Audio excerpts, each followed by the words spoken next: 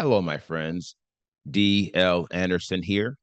Welcome back to Transformation by Truth podcast as we share the truth concerning these last days and what you must do to save yourself from the violent times that are just ahead. Today's podcast is a word of truth accounting of the end times. The end is coming. The end is near. Today's podcast is entitled End Times 371, an intro to obedience, part 1, the process by which we increase our faith. The podcast objectives are analyze how the devil is devouring many in our nation, analyze how we grow our faith, and analyze the relationship between faith and works. This lesson contains timelines and other visuals. Therefore, if you are listening to the podcast, I advise you to watch the video version on our website or YouTube, or request a PDF of the lesson so you can add the visual effect. They failed the first test. Shalom, my beloved brothers and sisters, and welcome to day 136 of our exposition of lawlessness. In the most recent podcast, we analyzed the power of spiritual strategy in combating the 80 degrees of lawlessness, namely disobedience. In that podcast, we analyze the infectious nature of spiritual viruses, and we came to a game-changing conclusion, which I will offer as an inflection point. If you didn't bookmark it then, I advise you to bookmark it now. Spiritual viruses have little to no impact in the world of physics if they are unable to infect a human host. Ergo, they spend their time looking for a human host they can infiltrate and infect. Now, as insidious as this development is, it is even worse at the group level. This is why the Spirit led me to warn this audience about the spiritual company you are keeping and the assemblies you are associated with. Here is why. You are more likely to contract a spiritual virus in an assembly where disobedience is prevalent than you are by simply existing in the world. There are many reasons why this is the case, and they all stem from one very difficult yet very tangible reality.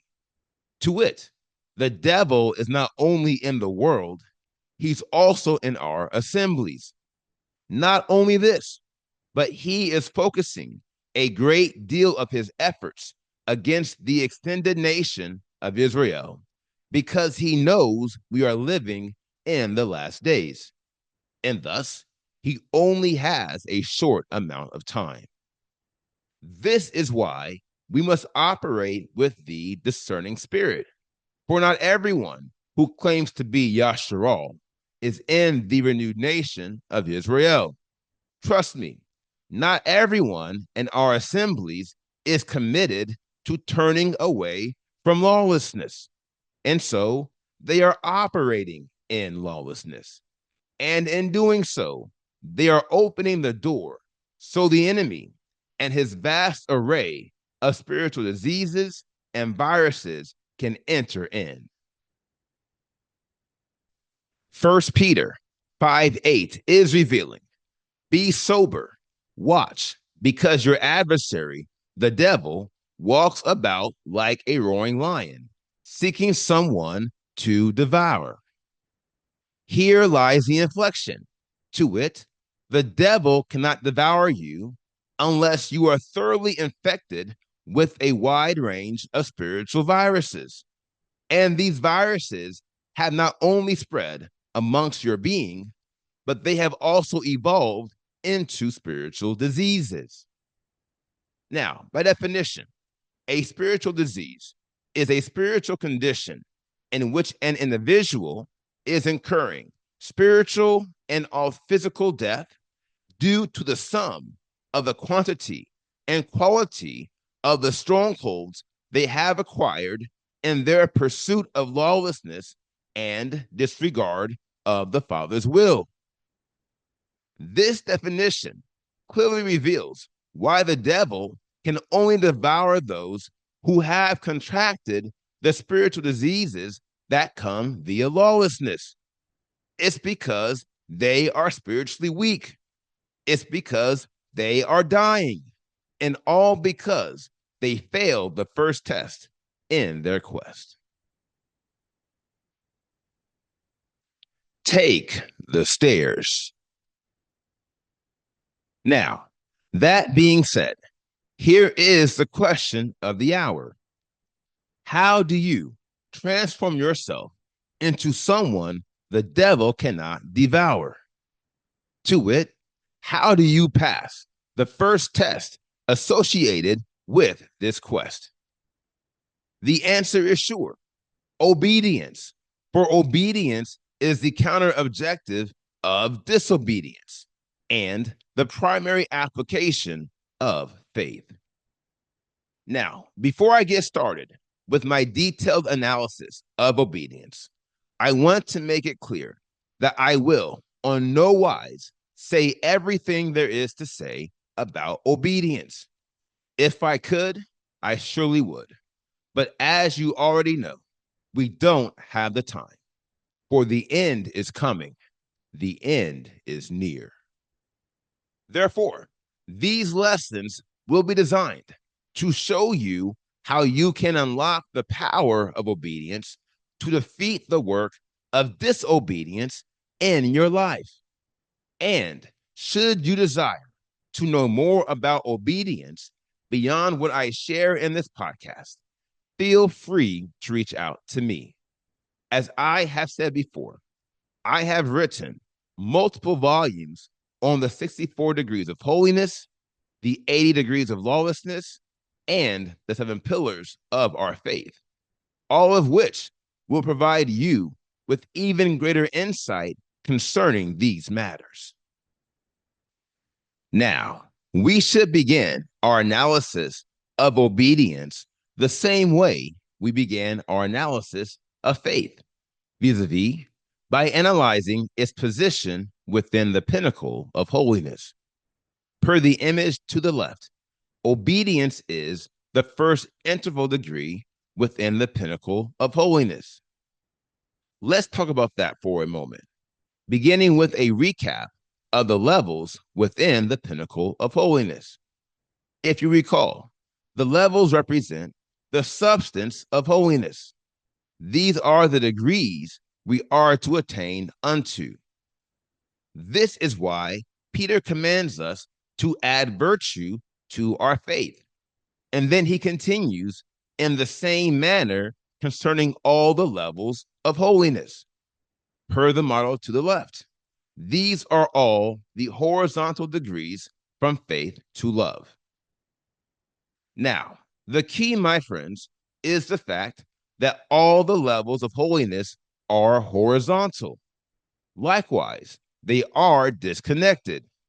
Ergo, if the pinnacle of holiness only had levels, it would be quite impossible to add virtue to faith. If you liken the pinnacle of holiness to a building, the 9 levels correspond to 9 floors.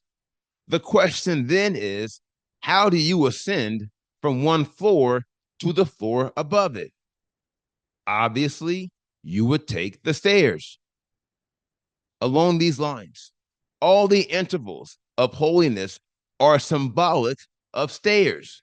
They are the spiritual precepts that allow us to ascend from one level of holiness to the next, which is why Isaiah is revealing precept must be upon precept, line upon line. Brilliantly, Isaiah is confirming that our ascension of the pinnacle of holiness must include lines and precepts. And this is a matter you should have gathered from End Times 306, the 80 Degrees of Lawlessness, Part 3, which was posted on July 12th, 2024. Faith without works is dead. Now, the next question we should consider is, what are the lines and precepts of holiness?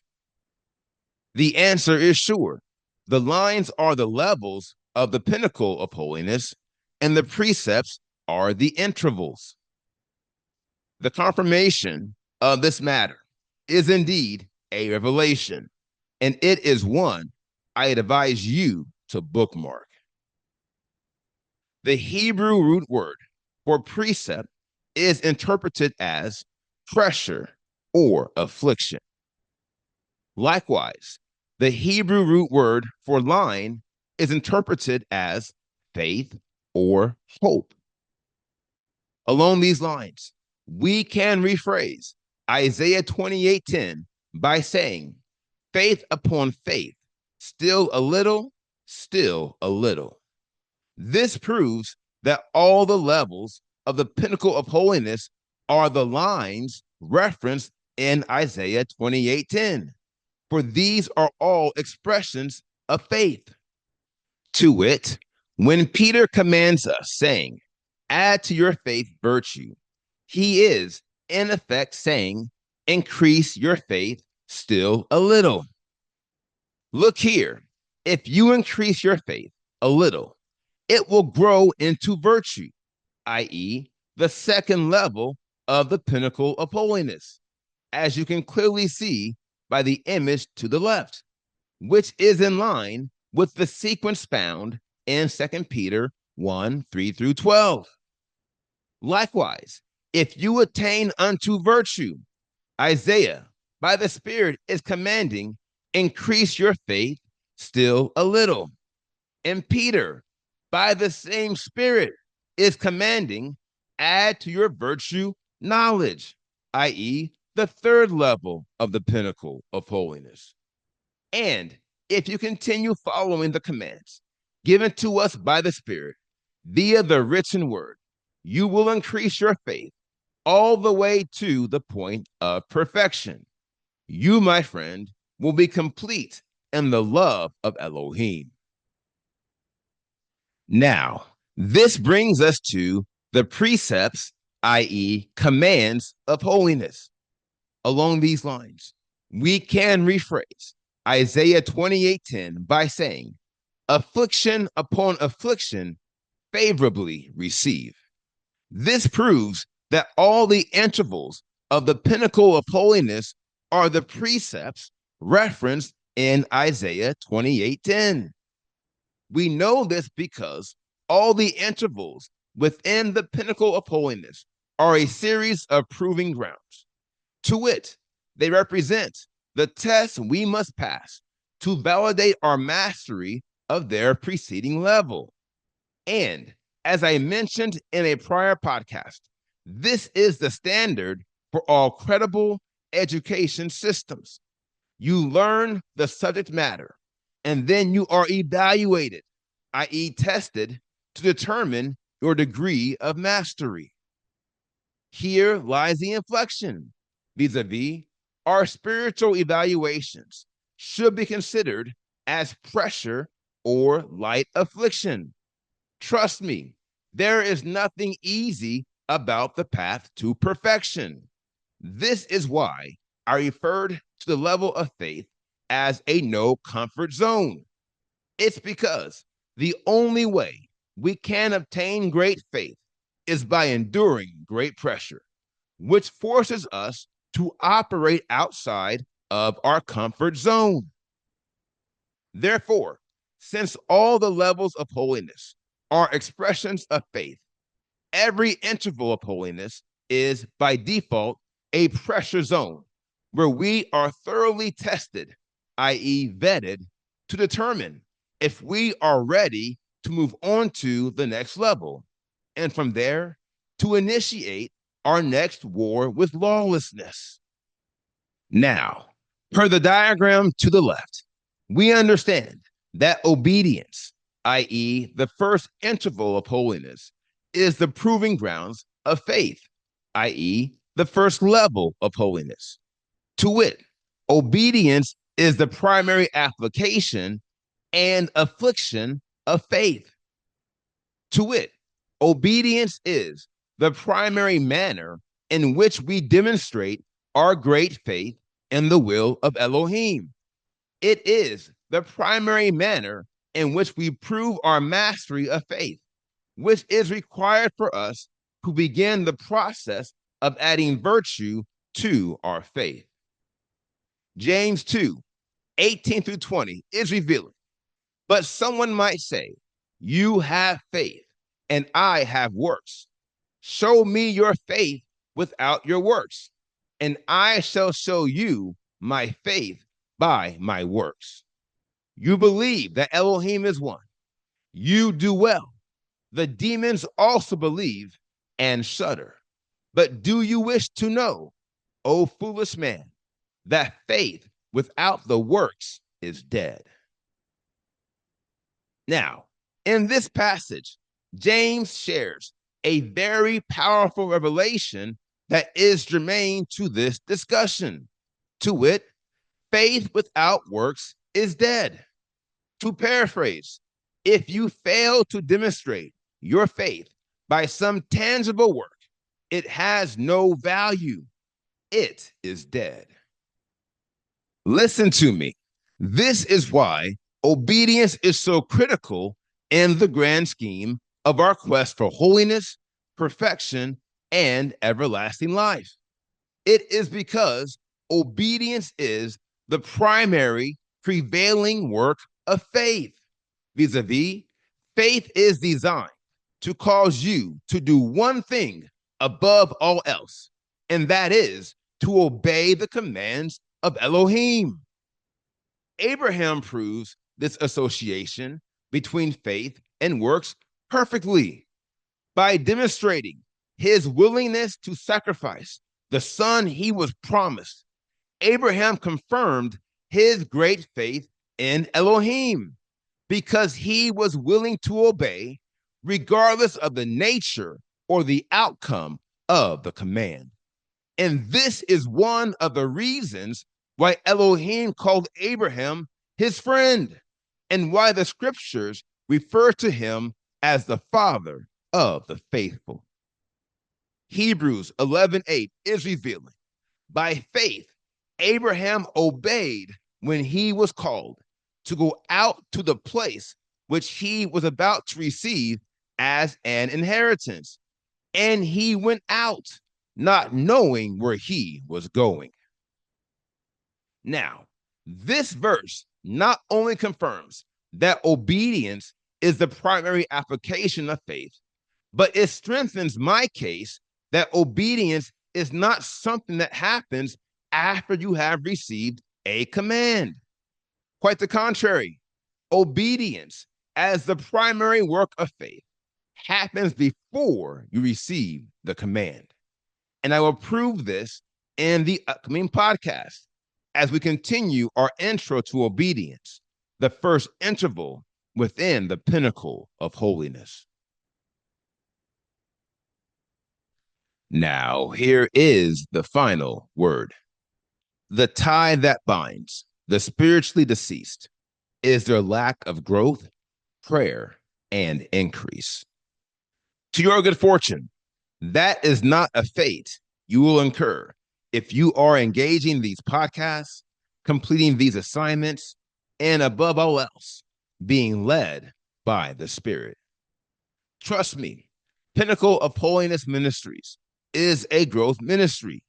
You can see this by simply observing our preferred model and by considering all the scriptures that validate Yahuwah's desire for our perfection.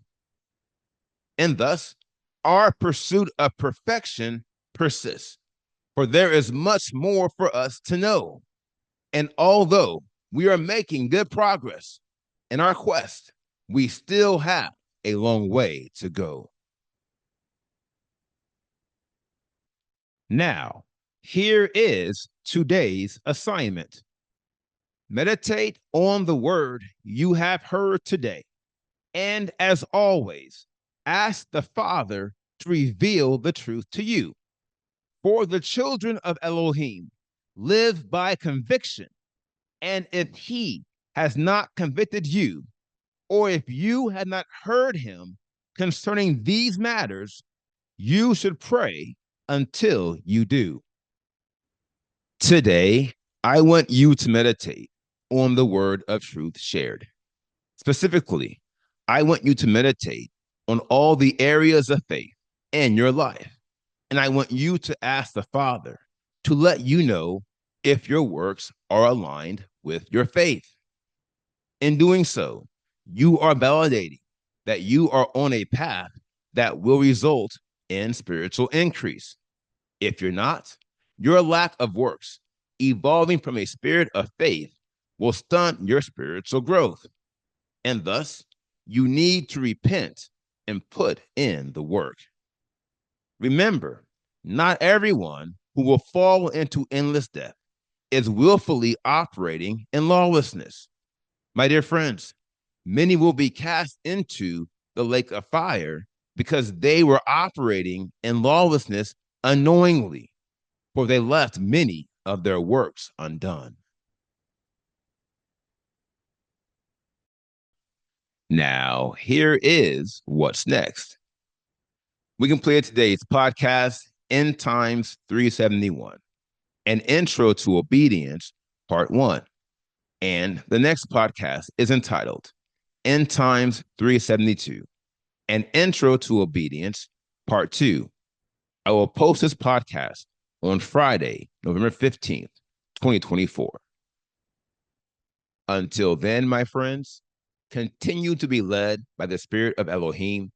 Continue to watch, continue to pray, continue in fasting, and most of all, continue to be focused, for the end is coming. The end is near.